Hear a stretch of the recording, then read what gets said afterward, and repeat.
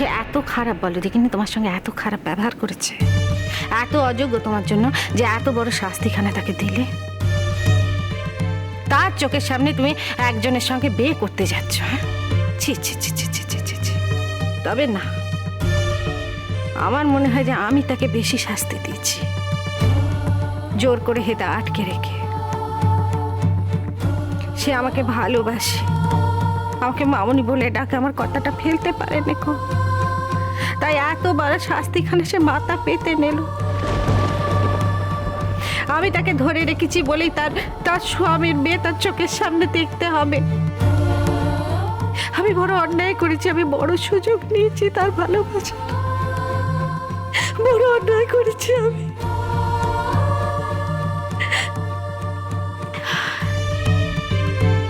আমার কি মনে হয় জানো তো বাবা, ইতিহাস সব সময় ঘুরে ঘুরে আসে। নইলে একদিন যে ঘটনা আমাকে চোখের সামনে দেখতে হয়েছিল, সেই একই ঘটনা কেন নতুন বউকে তার চোখের সামনে দেখতে হচ্ছে? যাক যাক, যা হচ্ছে হচ্ছে। আমার ভাবনাতে, আমার বলাতে তো আর কিছু পাল্টে যাবে না বাবা। বলো, কি বলছিলে বলো। তুমি বিশ্রাম করো মামনি, আমি বরং নিজের ঘরে যাবে, তাই তো? তুমি তোমার ঘরেই যাও, আমি তো তোমাকে আসতে বলিনি কো। তুমি নিজের ইচ্ছেতেই এসেছো, নিজের ইচ্ছেতেই যাবে। আমার বরং এখন তোমার সঙ্গে কথা বলতে কেমন যেন লাগে। একটা পরের মেয়ের জন্য তুমি তোমার ছেলেকে পর করে দিচ্ছ মামনি। কে আপন কে পর বাবা? পরই একটা সময় এমন হয়ে যায় যে নিজের ছেলে তার ধারে পাশেও আসে না গো। আমার মনে হচ্ছে এখন আমি এখানে এসে তোমায় বিরক্তই করলাম। না না না, বিরক্ত বলতে পারবো না। তুমি আমাকে বিরক্ত করেছো, এই কথা কে করে বলি বলো দেখিনি। আসলে কি জানো তো বাবা, সহজ হওয়ার ব্যাপার আছে।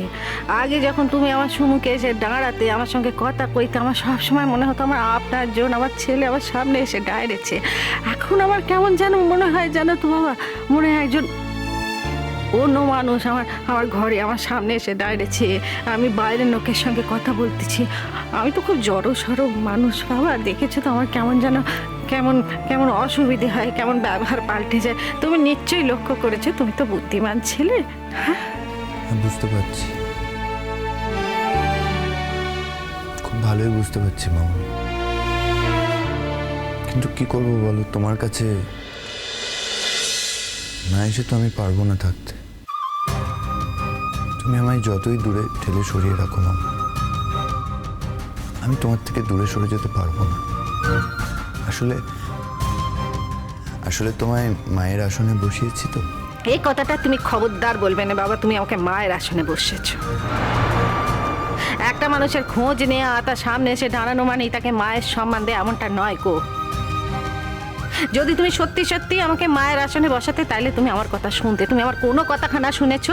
আজ পর্যন্ত তোমার মা যা কয়েছে তুমি সেই কথাটাই শুনেছো, আমার কথা সব ফেলে রেখেছো। না করি বলো দেখিনি? হ্যাঁ, তোমার মায়ের কথাতে তুমি সায়ানীকে বিয়ে করতে রাজি হয়েছে, তুমি কি আমার কথাতে রাজি হয়েছে? তাহলে তুমি কি করে এই কথাখানা বলছো? আজ থেকে আর জীবনে কোনোদিন বলবে না তুমি আমাকে মায়ের মতো সম্মান করো, খবরদার বলবে না।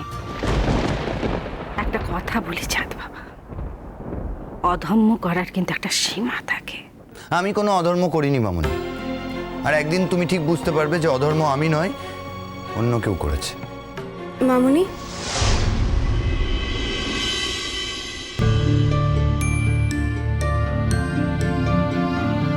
আজ তুমি উপোস করেছো, মামনিও করেছে। মামনির তো এই উপোস টুপোস চিরকালের অভ্যেস।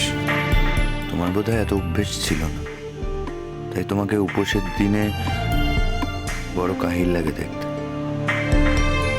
শুধু সেই জন্যই আমি এই ঘরে ফল মিষ্টি রেখে গেছি কঙ্কাপাকি। যদিও তোমরা তা স্বপ্নেও ভাবতে পারবে না আমি জানি। ভাববে হয়তো দিদি রেখেছে কিংবা অন্য কেউ। আমি অবশ্য চাইও না তোমরা ভাবো। তোমাদের মনে আমাকে নিয়ে যে ধারণা আছে সেটাই থাক। আমি তো জানি আমার মনে তোমার জায়গাটা কোথায়, ব্যাস তাহলেই হবে। আর যেদিন বুঝবে কথাটা, সেদিন দেখো তুমি কেঁদেও কুল পাবে না। কি হলো নতুন বউ, সকাল থেকে উপোস করে আছিস, মুখে কিছু দিসনি? তোকে কতদিন বলেছি না নির্জলা উপোস করে থাকবি নি? আমরা বয়স্ক মানুষ, আমাদের সব সোয়েট হয়ে গেছে, তুই কি সেসব পারিস? আমি তো তোকে বলেছি চা জলটা তুই খাবি। উফ মামনি, তুমি আবার আমার খাওয়া নিয়ে পড়লে কেন? দেখি সরো, তুমি খেয়ে নাও। নাও। আমার একদম খেতে ইচ্ছে করছে নিল, আমার কি গা ঢিস ঢিস করছিল। আমি দেখ না, ভর সন্ধ্যেবেলা ঘুমিয়ে পড়েছিলাম, চাঁদ বাবা এসে ডাকতে, তারপরে মামনি তুমি যদি ব্যস্ত থাকো তাহলে কি আমি পরে আসবো? আমি বললো যে আমার আবার কিসের ব্যস্ততা? আমার কোনো কাজ নেই, গা টিস টিস করছিল বলে আমি হেতা ঘুমোচ্ছিলাম, হঠাৎ করে চাঁদ বাবা এসে দেখি খোঁজ নিচ্ছে আমার শরীর কেমন আছে। সেই জন্য আমি কইছিলাম যে তোমার হঠাৎ করে আগ্রহ হলো কেন আমার শরীর কেমন আছে জানা। কি গো চাঁদ বাবা, দুটি সাবু মাখা আমাদের সঙ্গে খাবে তো নাকি? সাবু মাখা মামনি তুমি শুধু শুধুই সাজছো, সাবু মাখা খুব অল্পই আছে। দিয়েই দেখতে পারতে খায় কি খায় না। না আসলে মানে এখানে দুজনের জন্যই এনেছি তো, বাড়তি তো হবে না। আমি তো বলছি আমার খেতে মন যাচ্ছে না, আমার হেতা থেকে। না মামনি, এবার থেকে যার যার ভাগ সে সেটাই খাবে, একজনের ভাগ থেকে আরেকজনকে দেওয়া যাবে না।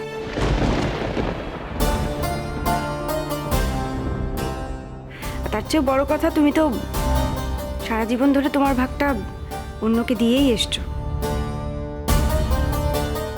এখন কি তোমার মুখের গ্রাসটাও কেড়ে না নিলে হচ্ছে না? আমার মনে হচ্ছে আপনি শুধু শুধু আমাদের দুজনের মধ্যে, মানে মা আর ছেলের মধ্যে ইন্টারফেয়ার করছেন।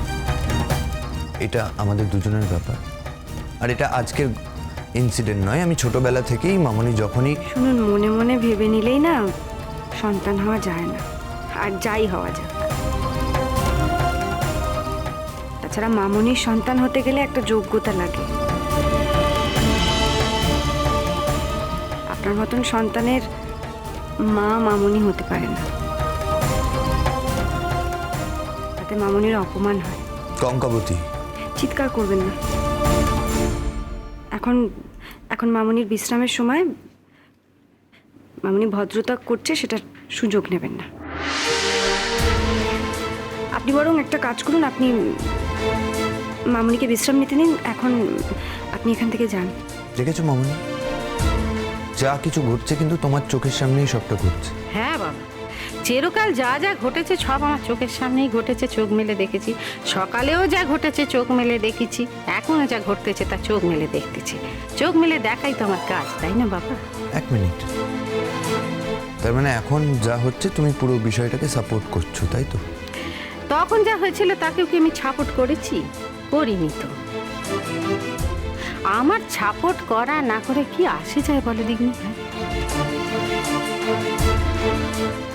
যাই হোক, মুখ ফুটে যখন সাবু খেতে চেয়েছো, তখন সাবু মাকা কি তোমার ঘরে গিয়ে দিয়ে আসবো? তুমি এখন ঘরে যাও। সরি মামনি, মুখ ফুটে খেতে যাওয়াটা আমার ভুল হয়েছিল। আর তুমি যদি আমার ঘরে পাঠাও তাহলে ওইভাবেই পড়ে থাকবে, আমি ওটা ছোঁবই না।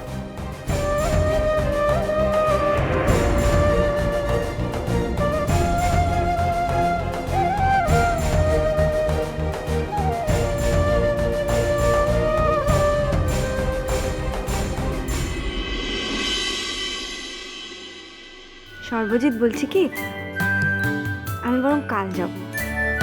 কাল যাবে? ব্যাপারটা আজকে কাকুন্দি, কাল হলে হবে না। এই ব্যাপারটা কি বলো তো, কি ব্যাপার তোমাদের, মানে সেটাই তো বুঝতে পারছি না। কাকুন্দি, এটা সারপ্রাইজ, এটা বলা যাবে না, ওয়েট করতে হবে।